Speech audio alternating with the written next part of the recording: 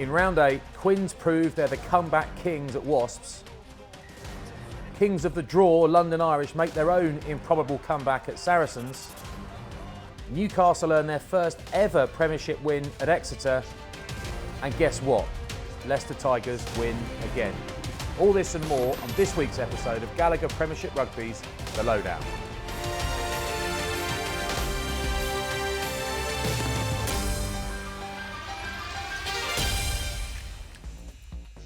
Hello, I'm David Flatman and we are back with Gallagher Premiership Rugby's The Lowdown, bringing you all the best bits of action from this weekend's rugby.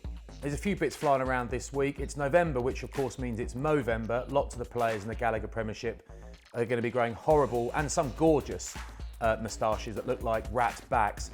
Aaron Painter is among them, along with his rabbit Mo. A stunning effort from him, really like that. Look forward to seeing some horrible tashes around the place in the next month or so, all raising awareness and raising money for men's health. Wonderful charity, great cause. And Jeff Tumanga Allen, this is interesting, saw this on Instagram. He's had his first piece of artwork commissioned and you kind of expect it to be, well, a good effort, but he's not an artist because he's a prop. It turns out he's a prop and he's an artist. He's not just an artist with the board, he's an artist with the brush. I really like it. I kind of want one in my house. Really like that, Jeff. Lovely stuff. It got me thinking, can you guys think, get in the comments and let us know, can you think of any rugby players who might have any special talents we might embrace, we might showcase? I know Dan Cole, breakdancing I don't know about, but I know he's an excellent body popper, really, really good at the robot. He does a head spin. I've seen him do a head spin, but that's all I've seen him do. Dave Ewer's apparently fantastic on the violin. I would love to see a clip of that, Dave, if you're watching. I know you're watching because you've got nothing better to do. Guys, get in the comments, let us know if there's any you know about or any you just imagine might be great to watch and you'd like to see. Okay, it's rugby time. We get down to the nitty gritty, get down to business. Straight to Coventry where Wasps played against Harlequins. Interesting game, this one. Now, you don't see Andre Esterhazy make many mistakes. There's one. He passes it. He doesn't pass it to Umanga, but you know what I mean. He kind of passes it to someone who wasn't there. This handoff was good from Umanga because Edwards did well to get the job done, but he just propelled himself, didn't he, the fly half. And Gabriel O'Grady, I'm not sure what he's doing there. It's only 10 minutes in, so he's fresh. He hasn't got many scrums down his neck yet, but it's really nicely played. This is the handoff. Really, really nice one. Got to go a bit lower there, Edwards. Very smart from Umanga. Josh Bassett always in the right place, but O'Grady, wow, what was he doing there? Not quite sure. Danny Kerr looks super sharp when he's on the field, of course he did. Look, it's 16-0 now to start the second half. Quins had a horrible first half. Nice lead for Wasps, but Quins came out looking like a different side, and Tyrone Green is just ridiculously good at the moment. He's at absolutely outrageous form, kind of every week. This is more like it from Esterhazy. That's what we expect. Steam through the middle, make yards, hard to handle, get the ball away. It's one thing being a massive unit, you've got to use your size. There's plenty of big blokes around, not many as effective as that. Easy for Northmore standing on that big fella's shoulders. And this is beautiful. This late ball from Edwards at the line to Nick David is just lovely. The final 2-on-1, easy enough, and it's another run-in for Luke Northmore. He did run in 2 tries. They were pretty easy, but otherwise he had a fantastic game on top of that. And the coaching staff absolutely love it. I love it when you see coaching teams going mad like that. They're a set of mates too. Great to see him celebrating. Luke Northmore, fantastic game. Edwards at fly half, man of the match, rightly so. And she's over the moon, mind. Now on social media, lots of people were calling that a stunning comeback from Harlequins. But Louise Clare, a Quins supporter, I think, disagrees with that. Not exactly a stunning comeback, she says, but stubborn, unglamorous and thoroughly well fought. Northmore deserved that final try. Nice one, Quins. Can't agree more, couldn't agree more about Luke Northmore. I think he is he an underrated player? No, I think he's not. He's highly rated, but he's a fantastic player and he was really putting it about up at Wasps. Kaz said this on Twitter, genuinely think being a Quins fan will give me a heart attack at an early age. I don't know you, Kaz, but I hope it doesn't. Okay, I'll worry about the same thing, but mine's diet related. Right, we're going from Wasps to Saracens. They took on London Irish and this was, if the last game was interesting, this game was more interesting. The game didn't start well for London Irish. Adam Coleman, it's a pretty clear red card, frankly, in 2021. He was always going for that. Ian Tempest, no hesitation, and bang, right. So it makes life very, very difficult for London Irish, and Sarries capitalised reasonably soon afterwards, and they kept doing so for a while. But Team Shagan shouldn't have scored that. Absolutely no right. Wonderful footwork and speed. Keep your eye on London Irish scrum half, Nick Phipps. There you are, white 9, have a look at him. He misses him, looks back and says to his mates, why didn't you get him? Well, actually, none of you did, Chief. None of you managed it. Mako Vunapola, discarded by Eddie Jones for a bit. in monstrous form. Sounds a bit like Jamie George, doesn't it? He's been fantastic. That was a wonderful ball carry. He was one of the best players on the field. Look at the score, 34-8.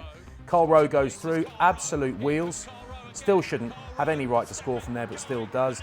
The only haircut in the Gallagher Premiership that makes me feel genuinely uncomfortable. I love mullets, but his makes me uneasy and queasy.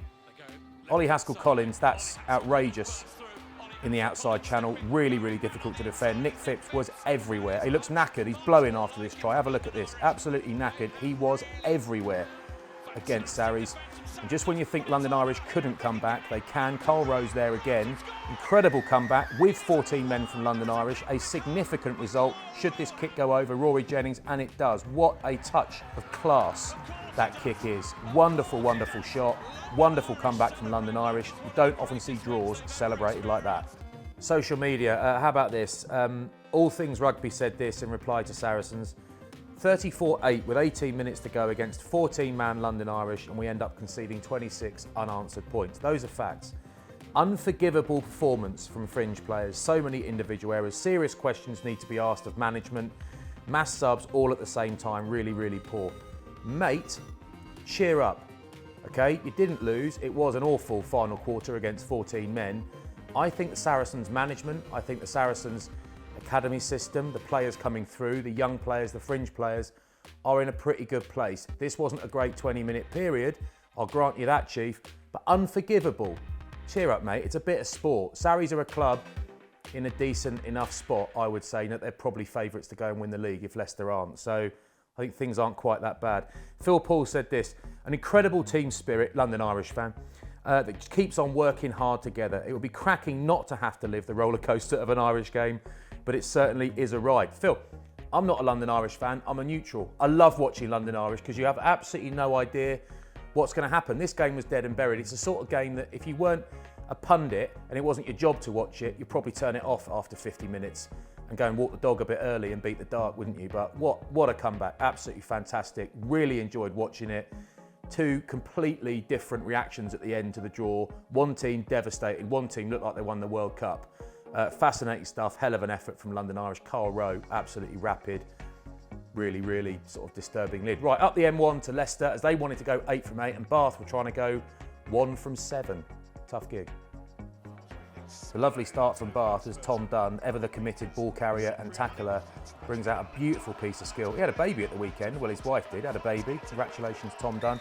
But really, really lovely try. Work of art you might call it, and work of art ended up on Max Clark's face. Looked a bit like Braveheart when he stood up, didn't he?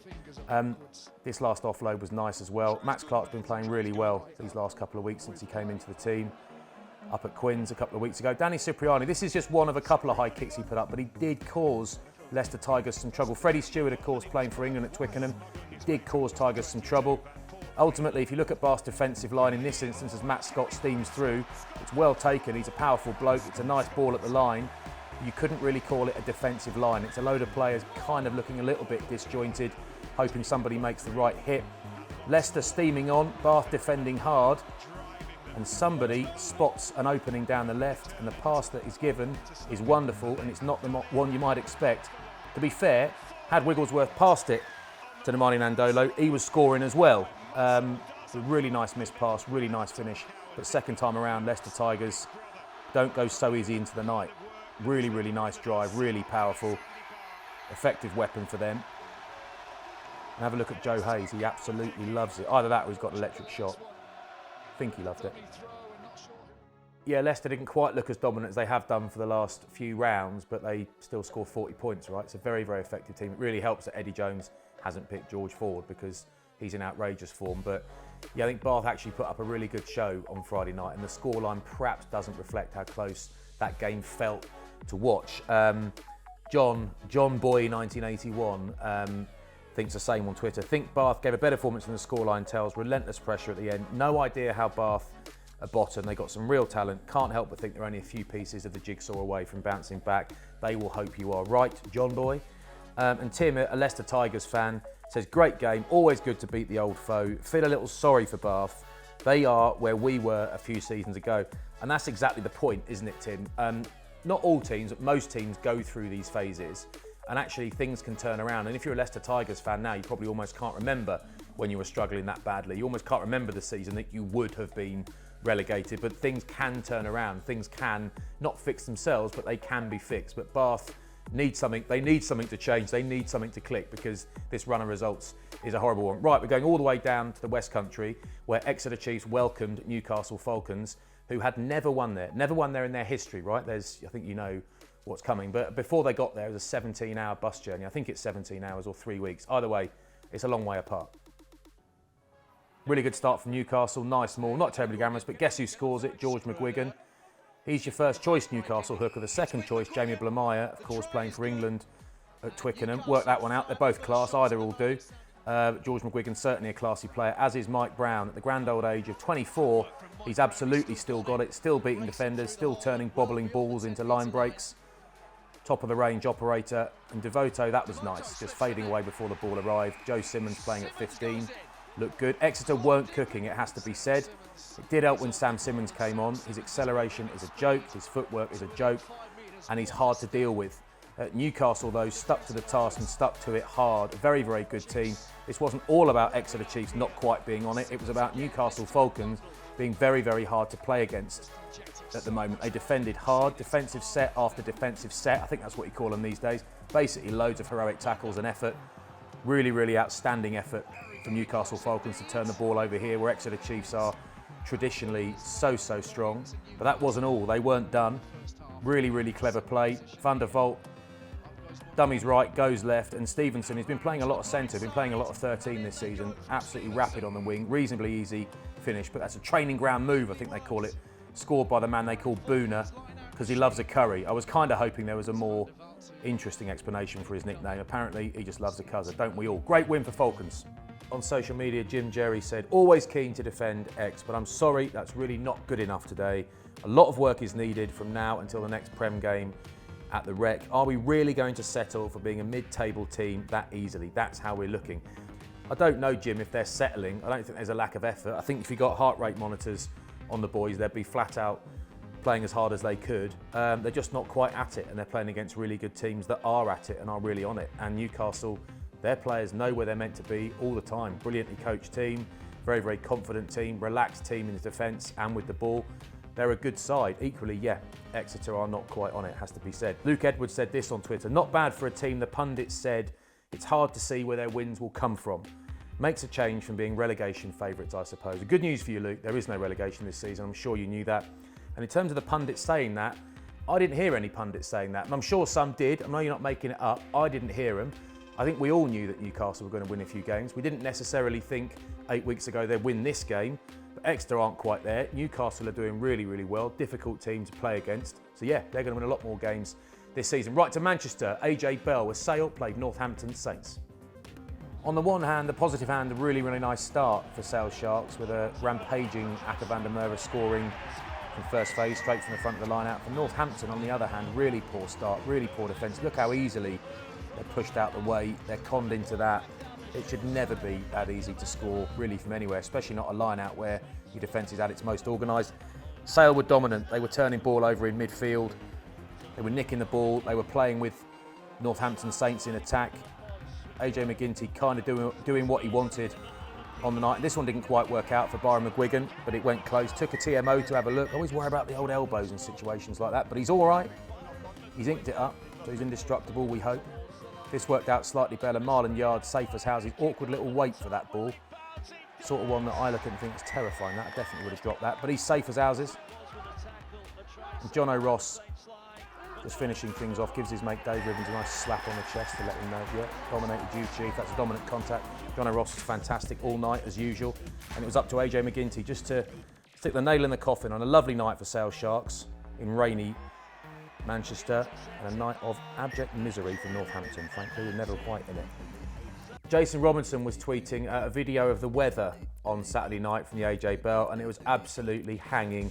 The kind of weather he would have hated when he turned up on game day when he was playing at Sale. It's kind of weather I would have loved if I was playing against Sale, because it might have made him just slightly more likely to fall over as he was running around all of us and humiliating all of us. That was the idea. No offence, Jace. Andy Harris says this, it's about time, I think, we limit the number of players England Rugby can pull from a club. 3, in my opinion. Thereafter, club discretion as to other players released. Andy, I say this with the greatest respect, I think that is a version of madness. Clubs have been losing way more players than that for years and still winning the Premiership, okay, and winning Europe. Okay, look at certain teams have managed that, okay, in the past. And basically, Andy, if you want to tell Courtney Laws he can't play for England next week because 3's the limit, okay, you go for it, Chief. But I'll leave you to it, okay? Good luck with that. Richard Higgs says, much better. Still some panic decision-making in attack, but much, much better. Wings need to go looking a bit more. You tell them. Right, to Ashton Gate, where the Bears took on those Warriors. Guys, have a look at the score. Have a look at the time on the clock. First half, we won't call it one for the ages. This almost looked like coming to life for Worcester. Didn't quite, but it did eventually come back to life once Worcester got the ball back for Bristol. Jeffrey steaming away down the left. Noah Hewitt was never going to catch him. Nice little skid finish. And it's kind of, let's be frank, it's kind of what the game needed. It's what the first half needed. It needed somebody to fly in to make those thousands of Bristol fans cheer. This pass from Finn Smith's a beauty to Noah Hewitt, absolute beauty, but it takes a lot of finishing because Charles Piutau's a good defender. He's in the right place, he's quick, he also hits hard, as you can see. How about that? Denny Solomona finishes that. We're all going mad. Well, Noah Hewitt finished it. Incredible piece of athleticism. Let's go mad. Whiteley, this was beautiful. He had to give it, but if he had given it, I reckon Joe Joyce, would he have been caught? No, of course he wouldn't. He'd have put the afterburners on. But the young fella goes himself. Lovely footwork, bags of pace. Joe Joyce is smiling, but he's secretly resentful that he didn't get the ball and run it in himself. This, for me, is great chase work in attack from Bristol Bears, from Jake Kerr. Of course it is. A lovely finish from Fricker. I just want on the replay to have a look at the defensive work, because really this is an unforced error. Okay, the game was probably gone for Worcester Warriors at this point. Well, it was, wasn't it? Let's be frank. But you've got to get down on this ball. You've got to get down. Fingertips ain't enough. You can't leave it to your fingertips to gather that. You've got to get your body on it, especially when the ball is skidding around. Bristol Bears not quite cooking, but they are winning. Worcester Wizard on Twitter, talk it up, said, why do some people expect to win week after week? And if we don't, we're clearly awful and people need sacking. Beginning to sound like Man United fans. You are actually right. You're actually right, Worcester Wizard. Rugby Grind, as a Bristol Bears supporter, said there was some amazing defence and they had big physicality this week at least. Lots more to work on with game management and attack. Yeah, I'd agree with that. Bristol Bears don't look at their best yet, but they are winning, and that is kind of all that counts. Right, your YouTube comments. Harry Mackley said, superhero proposal. Genge as Magneto. The hair does it. Magneto's played by Ian McClellan. I'm not sure how much Ian McClellan's got in common with Ellis Genge, but it might be more than you might presume, actually. Marcus Smith as Spider-Man. Tom Holland and he both look 14. I think that's an insult. Is that an insult? Either way, I mean, you are right. CH said this. This is now my #1 go-to for Prem weekend reviews. Good news. No frills, no bull, just getting it out there. Great stuff. Thanks, Flats. No, you are more than welcome. Superhero, George Ford as Doctor Strange. He is a wizard, after all. Good shout. I like that. Adamola Ajawan said superhero suggestion. Vincent Koch as Mr. Incredible. Uncanny. Now that is a great shout. And he is also quite incredible at his job, the rugby thing. He is quite incredible.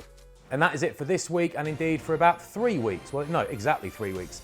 Actually, we're back on Monday the 29th of November. The Premiership is taking a bit of a break. There's the Prem Rugby Cup to get into. So rip into that, enjoy that. Don't forget to like, subscribe, comment. I mean, nice comments only. We pretend the nasty comments don't exist. And hit the little notification bell. So when we do release some content, when we drop, it comes straight to you. See you on the 29th.